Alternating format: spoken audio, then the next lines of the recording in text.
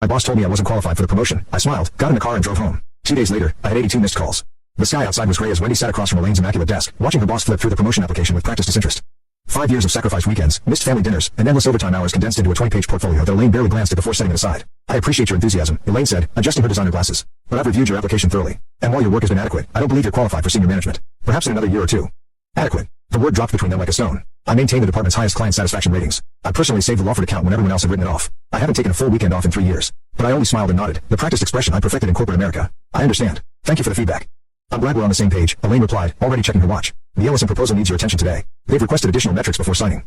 As I gathered my things, Elaine was already typing an email. My career disappointment already forgotten. I walked past the corner office that should have been mine with its window view and glass door where my name belonged. In the parking garage, I sat in my car and stared at my reflection in the rearview mirror. The woman looking back at me wasn't sad or even angry. She looked calculating. I started the engine and made 2 decisions that would change everything. I would cancel my upcoming vacation and I would stop writing my daily operational guides. No one at the office knew it yet, but the perfect system was about to crash without its invisible support beam.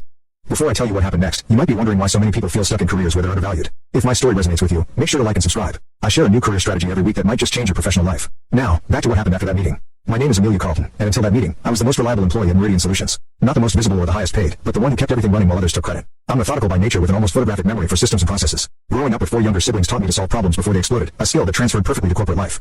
When I joined the company 5 years ago, I inherited a catastrophic mess. The previous team leader had departed abruptly after a disagreement with management, taking all procedural knowledge with them. No documentation, no transition notes, not even passwords to critical systems. The department was in chaos. Clients were threatening to leave, and nobody knew how to fix it. I spent 3 months reverse engineering every workflow, staying until midnight decoding spreadsheets and reconstructing client histories. I created detailed guides for every process, color-coded, indexed, and meticulously organized. My boss, Elaine, never bothered to learn these systems. Why would she when I handled everything so smoothly? You're a natural problem solver, she'd say during my performance reviews, always followed by a modest raise that never matched my contributions. The company had recently landed a contract with Ellison Enterprises, a major client worth millions in annual revenue. I built that relationship from nothing, staying late to accommodate their overseas time zone and running their industry thoroughly. Elaine had attended exactly 3 meetings, mostly to claim credit during quarterly executive reviews. Each morning, I arrived at 7:30 in the morning to prepare briefing notes for Elaine before her 9 o'clock management meeting. Each evening, I sent comprehensive updates on all active projects. In between, I put out fires before anyone noticed smoke.